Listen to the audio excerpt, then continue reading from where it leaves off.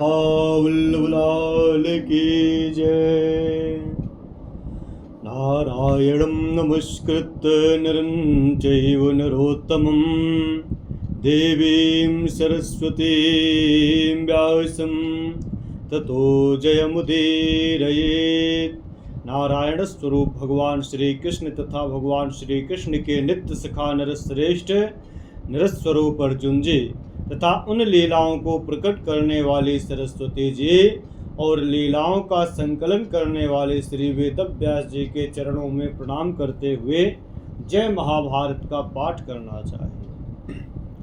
भीष्म जी कहते हैं, राजन भरत नंदन पांचाल राज द्रुपद का पुत्र शिखंडी शत्रुओं की नगरी पर विजय पाने वाला है। मैं उसे युधिष्ठिर की सेना का एक प्रमुख रथी मानता हूँ। वह तुम्हारी सेना में प्रवेश करके अपने पूर्व अपयश का नाश एवं उत्तम सुयश का विस्तार करता हुआ बड़े उत्साह से युद्ध करेगा। भरत श्रेष्ठ जो पांडवों के संपूर्ण सेना का सेनापति है, वह द्रोणाचार्य जी के द्वारा ही सिखाया गया एक योद्धा है। वह शिष्य है उनका जो दृष्टद्युम्न, मेरे विचार से वह अतिरथी है। जैसे प्रलय काल में पिनाकधारी महान रुद्र भगवान रुद्र कुपित होकर प्रजा का श्रृंगार करते हैं, उसी तरह वह शत्रुओं का भी श्रृंगार करेगा। दृष्टद्युम्न का पुत्र है छत्रधर्मा। मेरी समझ में अभी अर्धरथी है। वह बाल्यावस्था होने के कारण उसने अस्त्र विद्या में अधिक परिश्रम नहीं किया। शिशुपाल का वीर पुत्र महाधनुर्धर चेदिराज दृष्टकेतु पांडव नंदन युधिष्ठिर का संबंधी एवं महारथी है। भारतीय शौर्य संपन्न चेदिराज अपने पुत्र के साथ आकर महारथियों के साथ लिए सहज साध्य महान पराक्रम दिखाएगा। कह रहे हैं, जयंत अमितौजा और महारथी सत्यजित ये सभी पांचाल शिरोमणि महामनस्वी वीर महारथी ही हैं। तात ये सब के सब क्रोध में भरे हुए गजराजों के भांति समर भूमि में युद्ध करेंगे। पांडवों के लिए महान पराक्रम करने वाले बलवान सूरवीर अज और भोज दोनों महारथी हैं। कह रहे चित्रायुध संग्राम में शोभा पाने वाले तथा अर्जुन के भक्त हैं। चेकितान और सत्यधृति ये दो पुरुष सिंह पांडव सेना में महारथी हैं। कौरव श्रेष्ठ पांडव पक्ष के धनुर्धर वीर महापराक्रमी पांड्य राज के एक अन्य महारथी हैं। ये पांडवों के प्रति अनुराग रखते हैं। राजा श्रेणीमान और वसुदान ये दोनों भी अतिरथी माने गए। ये शत्रुओं की नगरी पर विजय पाने में समर्थ हैं। भीष्म जी कहते हैं, भारत महाराज पांडव पक्ष में राजा रोचमान महारथी हैं। वे युद्ध में शत्रु सेना के साथ देवताओं के समान पराक्रम दिखाते हैं। कुंती भोज कुमार राजा पुरुजित भी जो भीमसेन के मामा हैं। कुंती भोज कुमार राजा पुरुजित जो भीमसेन के मामा हैं, वे भी महाधनुर्धर और अत्यंत बलवान हैं। मैं उन्हें भी अतिरथी मानता हूँ। ये कुंती के भाई हैं। कुंती भोज राजकुमार पुरुजित कुंती के भाई। इनका धनुष महान है। ये अस्त्र विद्या के विद्वान और युद्ध कुशल हैं। रथियों में श्रेष्ठ वीर पुरुजित विचित्र युद्ध करने वाले और शक्तिशाली हैं। जैसे इंद्र दानवों के साथ पराक्रम पूर्वक युद्ध करते हैं, उसी प्रकार वे भी शत्रुओं के साथ युद्ध करेंगे। उनके साथ जो सैनिक आए हैं, वे सभी युद्ध की कला में निपुण और विख्यात वीर हैं। वीर पुरुजित पांडवों के प्रिय एवं हित में तत्पर हो अपने भांजों के लिए युद्ध में महान कर्म करेंगे। भीमसेन और हिडिंबा का पुत्र राक्षस राज घटोत्कच बड़ा मायावी है। वह मेरे मत से रथ योत्पत्तियों का भी योत्पत्ति है। उसको जो युद्ध करना है यह बड़ा पसंद है। तात वह मायावी और समर भूमि में उत्साह पूर्वक युद्ध करेगा। वह वीर राक्षस एवं सचिव है। ये तथा और भी बहुत से वीर क्षत्रिय जो विभिन्न जनपदों के स्वामी हैं, वह युधिष्ठिर के लिए एकत्र हुए। देवराज इंद्र के समान तेजस्वी किरीटधारी वीरवर अर्जुन के द्वारा सुरक्षित हुए युधिष्ठिर की भयंकर सेना का ये उपर्युक्त वीर समरांगण के संचालन करेंगे। राजन, इस प्रकार मैंने तुम्हारे सामने मुख्य मुख्य रथियों और अतिरथियों का वर्णन किया। उनका भी जो अर्धरथी हैं उनका भी परिचय दिया। इसी प्रकार पांडवों के भी रथी आदि दिग्दर्शन भी कराया। भारत अर्जुनम वासुदेवम च ये चान्ये तत्र पार्थिवाः सर्वांस्तान् वारयिष्यामि यावद्रक्ष्यामि भारत। भारत, अर्जुन, श्री कृष्ण तथा अन्य जो भूपाल हैं, मैं उनमें से जितनों को देखूंगा उन सबको आगे बढ़ने से रोक दूंगा। परंतु महाबाहो पांचाल्यम तु महाबाहो नाहं हन्याम शिखंडिनीम उद्यते सुमथो दृष्ट्वा प्रत्युद्धं तमाहवे। परंतु महाबाहो, पांचाल राजकुमार शिखंडी को धनुष पर बाण चढ़ाए युद्ध में अपना सामना करते देखकर मैं नहीं मारूंगा। सारा जगत यह जानता है कि मैं मिले हुए राज्य को पिता का प्रिय करने की इच्छा से ठुकराकर ब्रह्मचर्य के पालन में दृढ़ता पूर्वक लग गया हूँ। माता सत्यवती के ज्येष्ठ पुत्र चित्रांगद को कौरवों के राज्य पर और बालक विचित्रवीर्य को युवराज के पद पर अभिषिक्त किया गया था। संपूर्ण भूमंडल में समस्त राजाओं के यहाँ अपने देवव्रत स्वरूप की ख्याति कराकर मैं कभी भी किसी स्त्री को अथवा जो पहले स्त्री रहा हो उस पुरुष को भी नहीं मार सकता।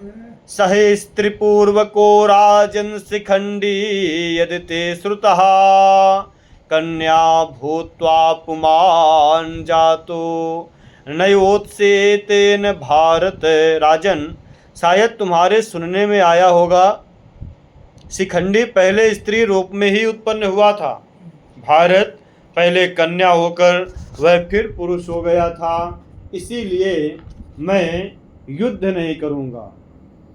भरत श्रेष्ठ, मैं अन्य सब राजाओं को जिन्हें युद्ध में पाऊंगा तो मारूंगा, परंतु कुंती के पुत्रों का वध कदापि नहीं करूंगा।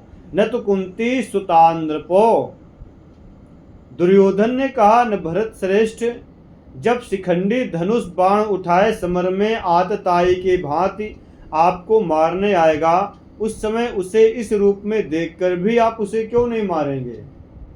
महाबाहु गंगानंदन पितामह हैं, आप पहले तो यह कह चुके हैं कि मैं सोमकों सहित पांचालों का वध करूंगा, फिर आप शिखंडी को छोड़ क्यों रहें, यह मुझे बताइए।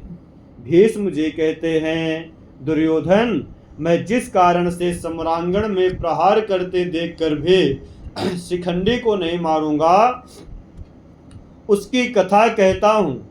इन भूमिपालों के साथ सुनो। महाराजो मम पिता शांतनुर्लोक विस्तृतः दिष्टान्तमापुधर्मात्मा समय भरतर्षभो। भरत श्रेष्ठ, मेरे धर्मात्मा पिता लोक विख्यात महाराज शांतनु का जब निधन हो गया, उस समय अपनी प्रतिज्ञा का पालन करते हुए मैंने भाई चित्रांगद को इस महान राज्य पर अभिषिक्त कर दिया। तदंतर जब चित्रांगद की भी मृत्यु हो गई, तब माता सत्यवती के सम्मति से मैंने विधि पूर्वक विचित्रवीर्य का राजा के पद पर अभिषेक किया। चित्रांगद। हाँ, राजेंद्र, छोटे होने पर भी मेरे द्वारा अभिषिक्त होकर धर्मात्मा विचित्रवीर धर्मतः मेरी ही ओर देखा करते थे और मेरी सम्मति से ही सारा राजकार्य करते थे। तात तब मैंने अपने योग्य कुल की कन्या लाकर उनका विवाह करने का निश्चय किया। महाबाहो, उन्हीं दिनों मैंने सुना कि काशी राज की 3 कन्याएं हैं जो सब की सब अप्रतिम रूप सौंदर्य से सुशोभित हैं और वे स्वयंवर सभा में स्वयं ही पति का चुनाव करने वाले हैं। उनके नाम हैं अम्बा, अंबिका और अंबालिका। भरत श्रेष्ठ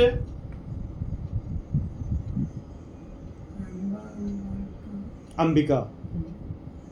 भरत श्रेष्ठ राजेंद्र, उन तीनों के स्वयंवर के लिए भूमंडल के संपूर्ण नरेश आमंत्रित किए गए थे। उनमें अम्बा सबसे बड़ी थी, अंबिका मझली और अंबालिका सबसे छोटे थे।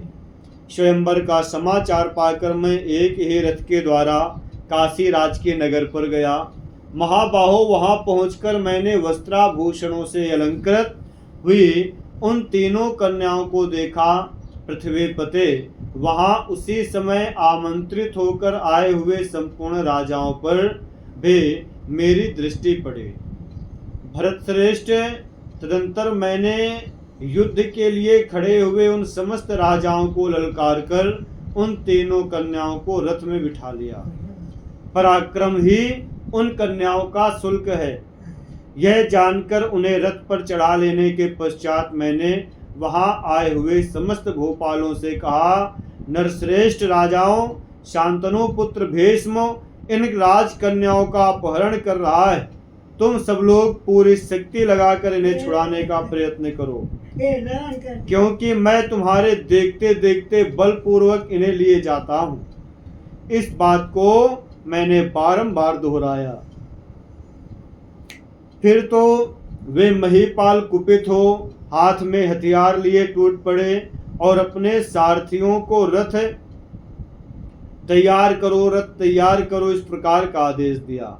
वे राजा हाथियों के समान विशाल रथ हाथियों और हष्ट-पुष्ट अश्वों पर सवार हो अस्त्र शस्त्र लिए मुझ पर आक्रमण करने लगे। उनमें से कितने ही हाथियों पर सवार होकर युद्ध करने लगे थे। प्रजानाथ, तदंतर उन सब नरेशों ने विशाल रथ समूह पर मुझे सब ओर से घेर लिया।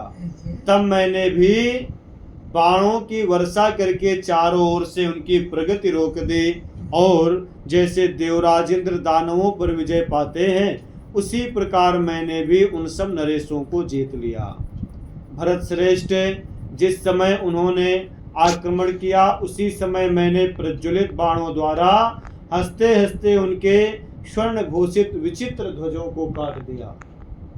फिर एक एक बाण मारकर मैंने समर भूमि में उनके घोड़ों, हाथियों और सारथियों को भी धराशाही कर दिया।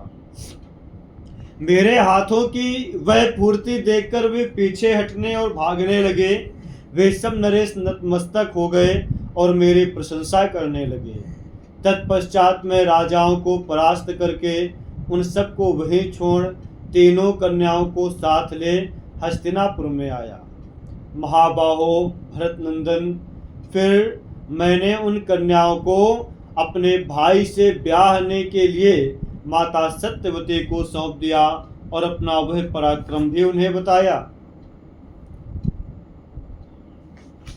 भरत श्रेष्ठ, भीष्म जी कहते हैं कि भरत श्रेष्ठ, तदंतर मैंने वीर जननी दास राज की कन्या माता सत्यवती के पास जाकर उनके चरणों में प्रणाम करके इस प्रकार कहा कि इमाह काशीपते कन्या मया निर्जित पार्थिवान विचित्र वीर्य कृते वीर्य शुल्कार्हता इति। माँ, ये काशी राज की कन्याएं हैं, पराक्रम ही इनका शुल्क है, इसलिए मैं समस्त राजाओं को जीतकर भाई विचित्रवीर्य के लिए इन्हें हर लाया हूँ।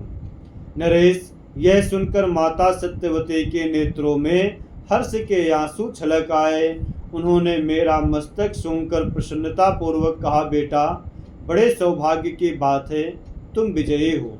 सत्यवती की अनुमति से जब विवाह का कार्य उपस्थित हुआ, तब काशीराज की ज्येष्ठ पुत्री अम्बा ने कुछ लज्जित होकर मुझसे कहा कि भीष्म तुमसि धर्मज्ञः सर्वशास्त्र विशारदः श्रुत्वा च वचनं धर्म्यं मह्यं कर्तुमिहार्हसि। भीष्म, तुम धर्म के ज्ञाता और संपूर्ण शास्त्रों के ज्ञान में निपुण हो। मेरी बात सुनकर मेरे साथ धर्म पूर्वक बर्ताव करना चाहिए। मया साल्वपतिः पूर्वं मनसाभिवृतो वरः तेन चास्मि व्रता पूर्वं रहस्य विदिते पितुः। मैंने अपने मन से पहले साल्वराज को अपना पति चुन लिया है और उन्होंने भी एकांत में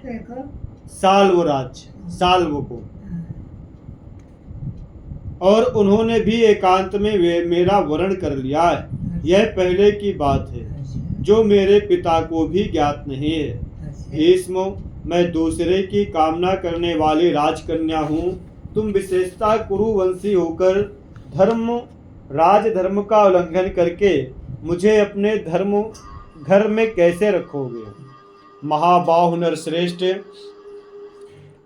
अपनी बुद्धि और मन से इस विषय में निश्चित विचार किए करके तुम्हें जो उचित प्रतीत हो वही करना चाहिए।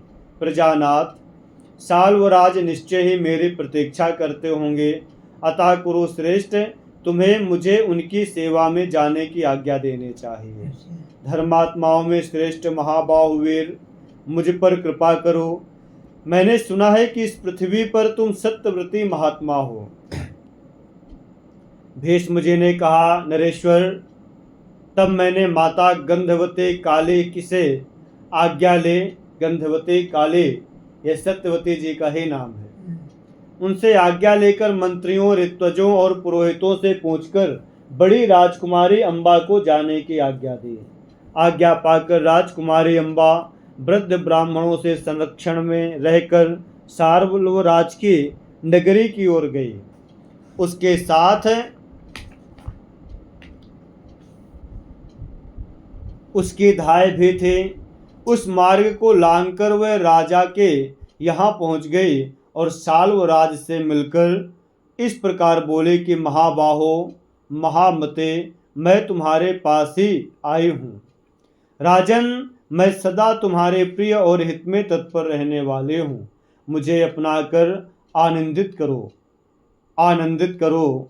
नरेश्वर, मुझे धर्मानुसार ग्रहण करके धर्म के लिए ही अपने चरणों में स्थान दो। मैंने मन ही मन सदा तुम्हारा ही चिंतन किया और तुमने भी एकांत में मेरे साथ विवाह का प्रस्ताव किया था। प्रजानाथ, अम्बा की बात सुनकर साल्वराज मुस्कुराते हुए बोले, सुंदरी, तुम पहले दूसरे की हो चुकी हो, अतः तुम्हारी जैसी स्त्री के साथ विवाह करने की मेरी इच्छा नहीं है। गच्छ भद्रे पुनस्तत्र सकाशं भीष्म कस्सवे नाहम इच्छामि भीष्मेण गृहीतां त्वां प्रसह्यमे। भद्रे, तुम पुनः वहां भीष्म के ही पास जाओ। भीष्म ने तुम्हें बलपूर्वक पकड़ लिया था, अतः अब तुम्हें मैं अपनी पत्नी बनाना नहीं चाहता। भीष्म ने उस महायुद्ध में समस्त भोपालों को हराकर तुम्हें जीता और तुम्हें उठाकर वे अपने साथ ले गए। तुम उस समय उनके साथ प्रसन्न थी। वरवर्णिनी, जो पहले और की हो चुकी हो, ऐसी स्त्री को मैं अपनी पत्नी बनाऊं, यह मेरी इच्छा नहीं है। जिस नारी पर पहले किसी दूसरे पुरुष का अधिकार हो गया हो, उसे सारी बातों को ठीक ठीक जानने वाला मेरे जैसा राजा जो दूसरों को धर्म का उपदेश करता है, कैसे अपने घर में प्रविष्ट कराएगा। भद्रे, तुम्हारी जहाँ इच्छा हो चले जाओ। तुम्हारा यह समय यहाँ व्यर्थ ना बीते। राजन यह सुनकर कामदेव के बाणों से पीड़ित हुई अम्बा साल्व से बोली, भूपाल तुम किसी तरह भी ऐसी बात मुंह से ना निकालो। शत्रुसूदन, मैं भीष्म के साथ प्रसन्नता पूर्वक नहीं गई थी। उन्होंने समस्त राजाओं को खदेड़कर बलपूर्वक मेरा अपहरण किया था और मैं रोते हुए ही उनके साथ गई थी। शाल्वराज, मैं निरपराध अपुला हूँ, तुम्हारे प्रति अनुरक्त हूँ, मुझे स्वीकार करो, क्योंकि भक्तों का परित्याग किसी भी धर्म के लिए अच्छा नहीं माना गया। युद्ध में कभी पीठ न दिखाने वाले गंगानंदन, भीष्म से पूछकर उनकी आज्ञा लेकर अत्यंत उत्कंठा के साथ में मैं यहाँ पर आई हूँ। राजन, महाबाहु भीष्म मुझे नहीं चाहते। उनका यह आयोजन अपने भाई के विवाह के लिए था, ऐसा मैंने सुना है। नरेश्वर भीमजिन मेरी दो बहन अंबिका और अंबालिका को हर कर ले गए हैं। उन्होंने अपने छोटे भाई विचित्रवीर्य को ब्याह दिया है। तो विचित्रवीर्य जी को दोनों कन्याएं ब्याह दी। हाँ, चित्रांगद को तो गंधर्वों ने मार दिया था। पुरुष सिंह साल्वराज, मैं अपना मस्तक छूकर कहती हूँ, तुम्हारे सिवा दूसरे किसी वर का मैं किसी भी प्रकार चिंतन नहीं करते। राजेंद्र साल्व, मुझ पर कृपा करो।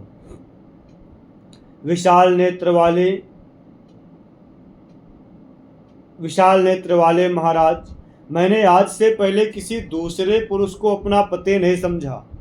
मैं तुम्हारी कृपा से अभिलाषा रखती हूँ, स्वयं ही अपनी सेवा में उपस्थित हुई मुझ कुमारी कन्या को धर्म पत्नी के रूप में स्वीकार करो। भरत श्रेष्ठ, इस तरह नाना प्रकार के वचनों द्वारा बार बार याचना करने पर भी साल्वराज ने उस कन्या की बातों पर विश्वास नहीं किया। साल्व वो शल्य हैं, ये साल्व है। तब काशीराज की ज्येष्ठ पुत्री अम्बा क्रोध और दुख से व्याप्त हो नेत्रों से आंसू बहाते हुए अश्रु गदगद वाणी से बोले, त्वया त्यक्ता गमिष्यामि यत्र तत्र विषाम पते तत्र मे गतयः सन्तु क्षमतः सत्यम यथा ध्रुवम। राजन, यदि मेरी कही हुई बात निश्चित रूप से सत्य हो तो तुमसे परित्यक्त होने पर मैं जहाँ जहाँ जाऊँ वहाँ वहाँ साधु पुरुष मुझे सहारा देने वाले हों। कुरुनंदन, राजकन्या अम्बा करुण स्वर से विलाप करते हुए इसी प्रकार कितनी ही बातें कहती रही, परंतु साल्वराज ने उसे सर्वथा त्याग दिया। साल्व ने बारंबार कहा, सुश्रोण, तुम जाओ, चले जाओ, मैं भीष्म से डरता हूँ। तुम भीष्म के द्वारा ग्रहण की गई हो। अदूरदर्शी साल्व के ऐसा कहने पर अम्बा कुररे की भांति दीन भाव से रुदन करते हुए उस समय नगर से निकल पड़े। भीष्म जी कहते हैं, राजन, नगर से निकलते समय वह दुखनी नारी इस प्रकार चिंता करने लगी कि इस पृथ्वी पर कोई भी ऐसी युवती नहीं होगी जो मेरे समान भारी संकट में पड़ गई हो। बंधुभिर्विप्रहीणास्मि साल्वेन च निराकृता न च शक्यं पुनर्गन्तुं मया वारणसाभयम्।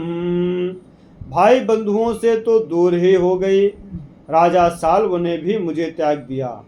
अब मैं हस्तिनापुर में भी नहीं जा सकती, क्योंकि साल्व के अनुराग को कारण बताकर मैंने भीष्म से यहाँ आने की आज्ञा ली थी।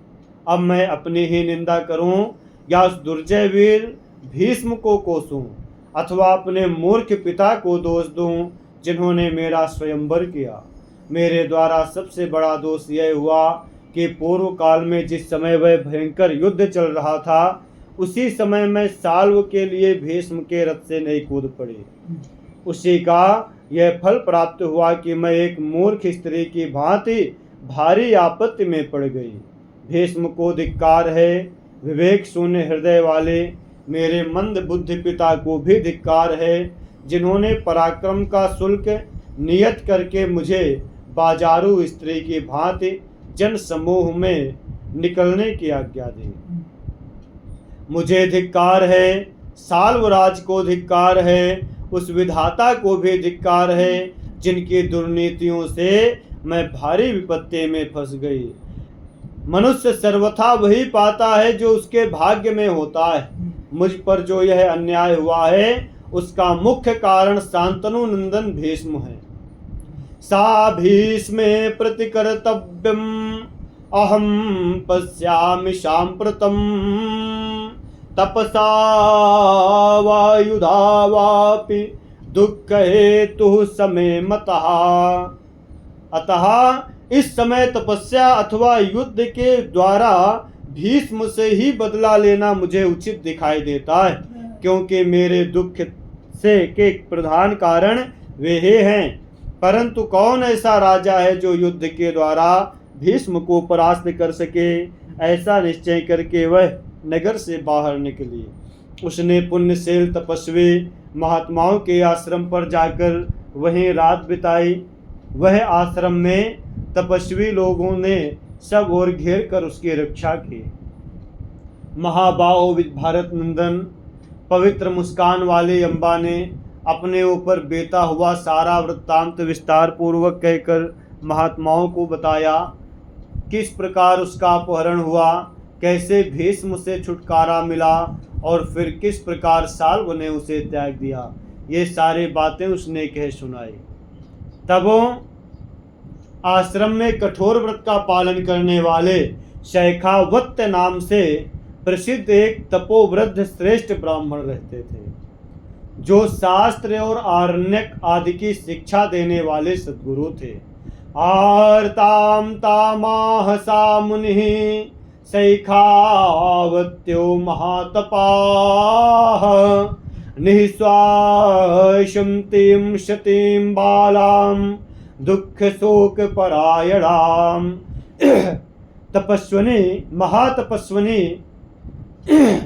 महातपस्वी शैखावत्य मुनि ने वहाँ सिसकती हुई उस दुख शोक परायणा सती साध्वे आर्त अपला से कहा कि भद्रे महाभागे, ऐसी दशा में इस आश्रम में निवास करने वाले तपः परायण तपोधन महात्मा तुम्हारा क्या सहयोग कर सकते हैं। तब अम्बा ने उनसे कहा, भगवान मुझ पर अनुग्रह कीजिए, मैं सन्यासियों का सा धर्म पालन करना चाहती हूँ, यहाँ रहकर दुष्कर तपस्या करूँगी।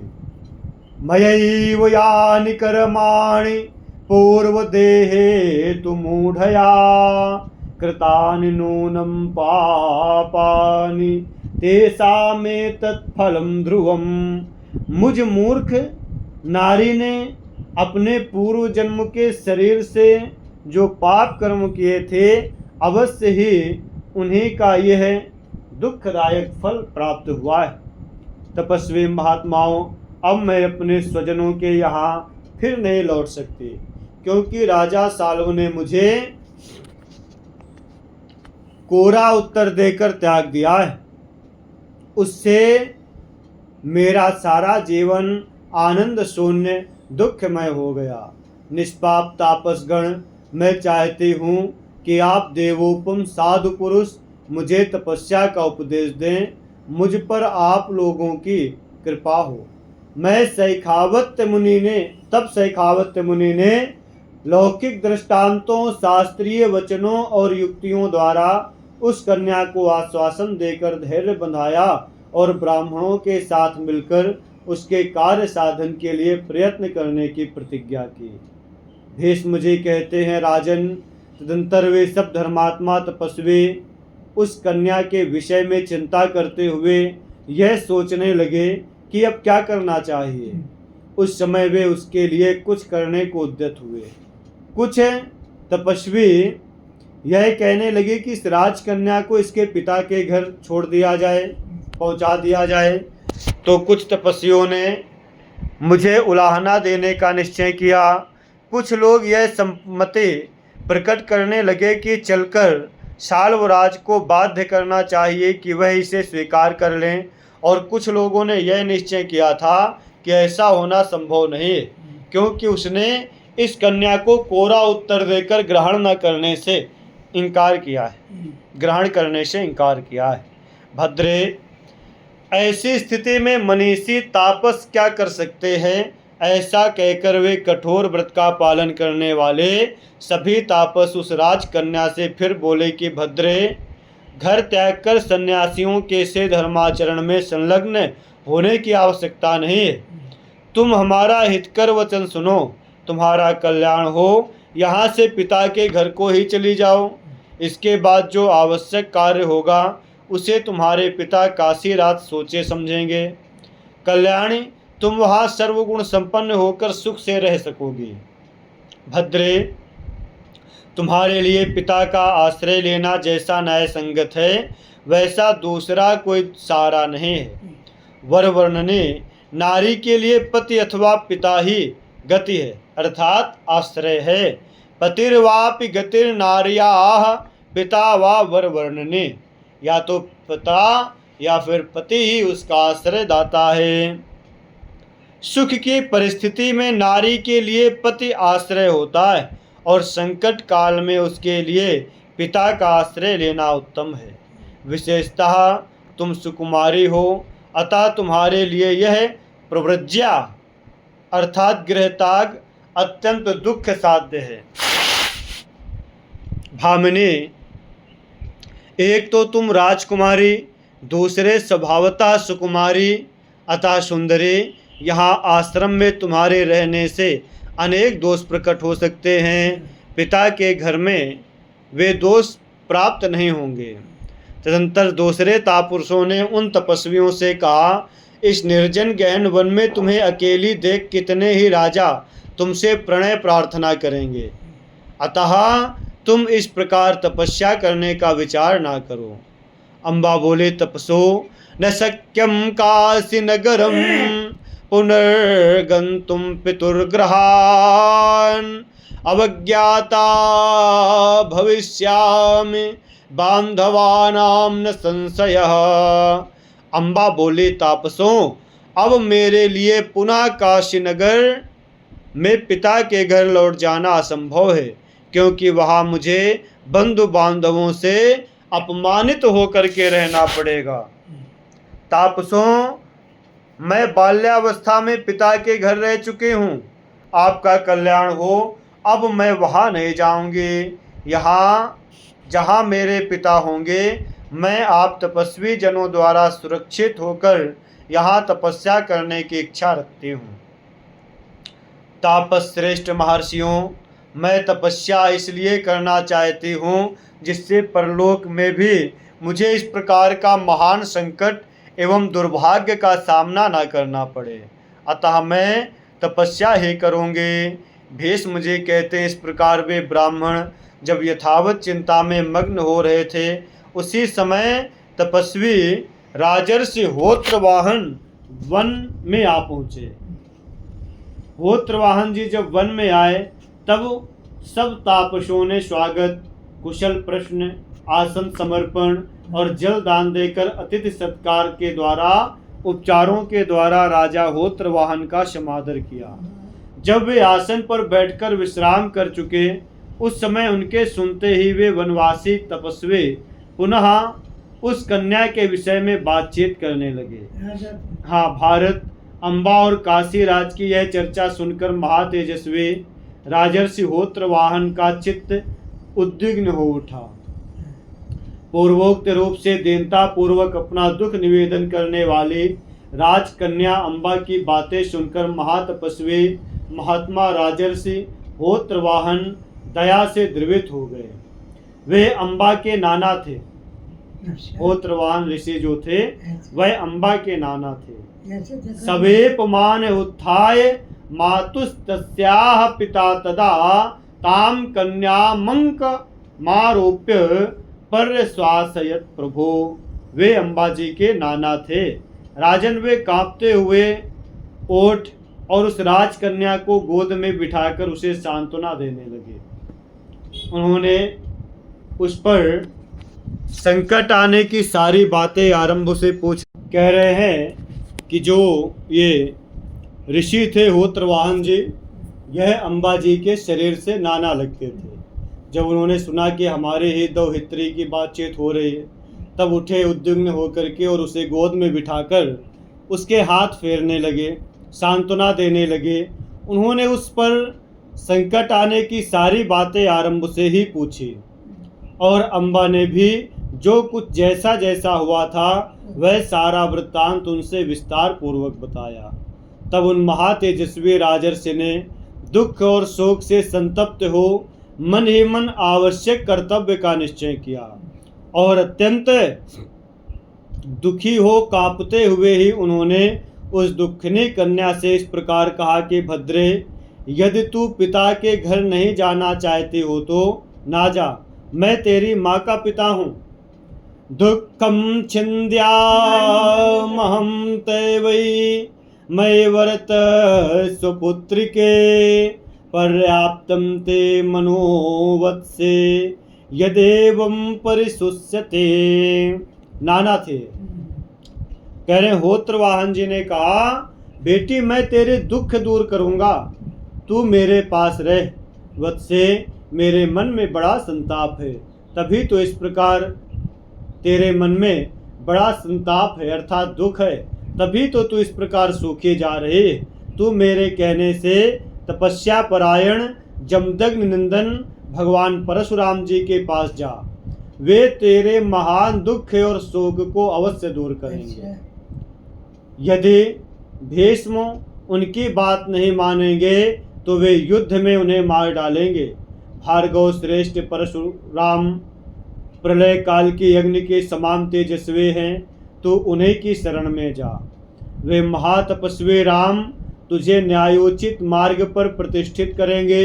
यह सुनकर अम्बा बारंबार अश्रु बहाते हुए अपने नाना होत्रवाहन को मस्तक नवाकर प्रणाम करके मधुर स्वर में इस प्रकार बोली कि नाना जी, मैं आपकी आज्ञा से वहां अवश्य जाऊंगी, परंतु मैं आज उन विश्वविख्यात श्रेष्ठ महात्मा का दर्शन कैसे कर सकूंगी और वे भृगुनंदन परशुराम जी मेरे इस दुसह दुख का नाश किस प्रकार करेंगे, मैं यह सब जानना चाहती हूँ जिससे वहां जा सकूं।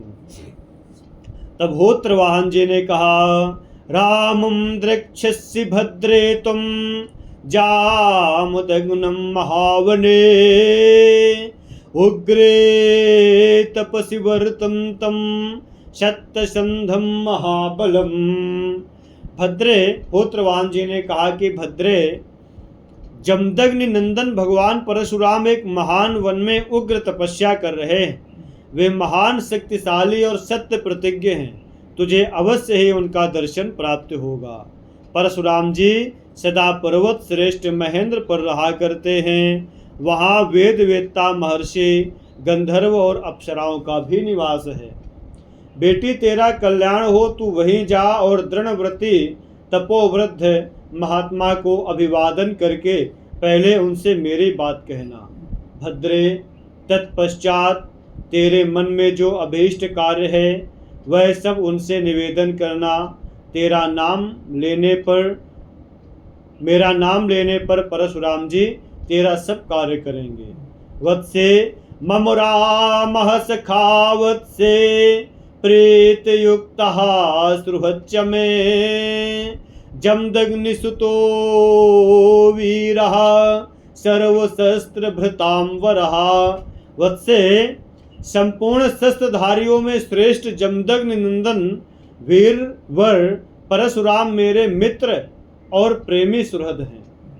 राजा होत्रवाहन जब राजकन्या अम्बा से इस प्रकार कह रहे थे, उसी समय परशुराम जी के प्रिय सेवक अकृतव्रण वहां पर आ गए।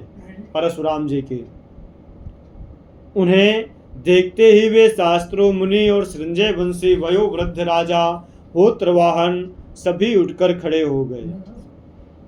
भरत श्रेष्ठ, तदंतर उनका आदर सत्कार किया गया। फिर वे वनवासी महर्षि एक दूसरे की ओर देखते हुए एक साथ उन्हें घेर कर बैठे।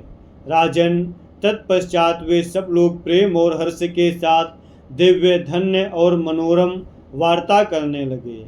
बातचीत समाप्त होने पर राजर्षि महात्मा होत्रवाहन ने महर्षियों में श्रेष्ठ परशुराम जी के विषय में अकृत व्रण से पूछा। का क्वाशं प्रति महाबाहो जामदग्न्यः प्रतापवान् अकृत व्रण शक्यो वै द्रष्टुम वेद विदाम वरः। महाबाहु कृत व्रण, इस समय वेद वेत्ताओं में श्रेष्ठ और प्रतापी जमदग्नि नंदन परशुराम जी का दर्शन कहाँ हो सकता है। अकृत वर्ण ने कहा कि राजन, परशुराम जी तो सदा आपकी ही चर्चा किया करते हैं। उनका कहना है कि सृंजय वंशी राजर्षि होत्रवाहन मेरे प्रिय सखा हैं। इहिरा महाप्रभाते सो भविते मतिर्ममो दृष्टास्येन मिहायाम तम तव दर्शन कांक्षया। मेरा विश्वास है कि कल सवेरे तक परशुराम जी यहाँ उपस्थित हो जाएंगे। वे आपसे ही मिलने के लिए आ रहे हैं, अतः आप यहीं उनका दर्शन कीजिए। राजर्षि, मैं यह जानना चाहता हूँ कि यह कन्या किस लिए वन में आई है, यह किसकी पुत्री है। हाँ, अकृत वर्ण जी, और आपकी क्या लगती है। होत्रवाहन जी बोले, दौहित्रीयं मम विभो काशीराज सुता प्रिया ज्येष्ठा स्वयंवरे तस्थौ भगनीभ्याम सहानघ। होत्रवाहन जी बोले, प्रभु, यह मेरी दौहित्री पुत्री की पुत्री है। अनघ काशीराज की परम प्रिय ज्येष्ठ पुत्री अपनी दो छोटी बहनों के साथ स्वयंवर में उपस्थित हुई थी। उनमें से यही अंबा नाम से विख्यात काशीराज की ज्येष्ठ पुत्री है। तपोधन, इसके दोनों छोटे बहनें अंबिका और अंबालिका कहलाते हैं। ब्रह्मर्षि काशीपुरी में इन्हीं कन्याओं के लिए भूमंडल का समस्त क्षत्रिय समुदाय एकत्र हुआ था। उस अवसर पर वहाँ महान स्वयंवरोत्सव का आयोजन किया गया था। कहते हैं उस अवसर पर महातेजस्वी और महापराक्रमी शांतनु नंदन भीष्म सब राजाओं को जीतकर इन तीनों कन्याओं को हर लाए। भरत नंदन भीष्म का हृदय इन कन्याओं के प्रति सर्वथा शुद्ध था। वे समस्त भूपालों को परास्त करके कन्याओं के साथ लिए हस्तिनापुर में आए। वहां आकर शक्तिशाली भीष्म ने सत्यवती को ये कन्याएं सौंप दी और इनके साथ अपने छोटे भाई विचित्रवीर्य का विवाह करने की आज्ञा दे दी। द्विजश्रेष्ठ, वहाँ वैवाहिक आयोजन आरंभ हुआ। देख, यह कन्या मंत्रियों के बीच में गंगानंदन भीष्म से बोली, धर्मज्ञ, मैंने मन ही मन वीरवर साल्वराज को अपना पति चुन लिया, अतः मेरा मन अन्यत्र अनुरक्त होने के कारण आपको अपने भाई के साथ मेरा विवाह नहीं करना चाहिए। अम्बा का यह वचन सुनकर भीष्म ने मंत्रियों के साथ सलाह करके माता सत्यवती की सम्मति प्राप्त करके यह निश्चय पर पहुंचकर इस कन्या को छोड़ दिया। भीष्म की आज्ञा पाकर यह कन्या मन ही मन अत्यंत प्रसन्न हो सौभ विमान के स्वामी साल्व के यहाँ गई और वहाँ उस समय इस प्रकार बोली। ये वही सौभ विमान के मालिक साल्व हैं जिन्हें भगवान श्री कृष्ण ने मारा था। जब वो द्रौपदी का चेर हरण आदि हुआ था, उस समय भगवान श्री कृष्ण उसी से युद्ध कर रहे थे, साल्व से। हाँ, उस समय साल्व से ही युद्ध कर रहे थे। है कौन?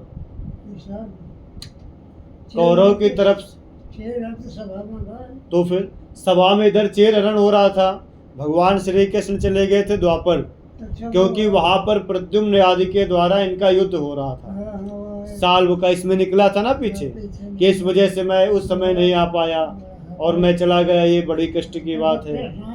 हाँ, कह रहे नृपश्रेष्ठ, सौभ विमान के स्वामी साल्व के यहाँ गई अम्बा, और वहाँ उस समय इस प्रकार बोली कि नृपश्रेष्ठ, भीष्म ने मुझे छोड़ दिया है, क्योंकि पूर्व काल में मैंने अपने मन से आपको ही पति रूप में चुन लिया था, अतः आप मुझे धर्म पालन का अवसर दें। साल्वराज को इसके चरित्र पर संदेह हुआ, अतः उसने इसके प्रस्ताव को ठुकरा दिया। इस प्रकार तपस्या में अत्यंत अनुरक्त होकर यह इस तपोवन में आई है। इसके कुल का परिचय प्राप्त होने पर मैंने इसे पहचाना है। यह अपने इस दुख की प्राप्ति में भीष्म को ही कारण मानते। अम्बा बोले, भगवान, जैसा कि मेरी माता के पिता संजय वंशी महाराज होत्रवाहन ने कहा है, ठीक ऐसी ही मेरी परिस्थिति। तपोधन महामुने, लज्जा और अपमान के भय से अपने नगर को जाने के लिए मेरे मन में उत्साह नहीं है। भगवान द्विजश्रेष्ठ, अब भगवान परशुराम मुझसे जो कुछ कहेंगे वही मेरे लिए उत्तम कर्तव्य होगा, यही मैंने निश्चय किया है। बोलो राधा वल्लभ लाल की जय।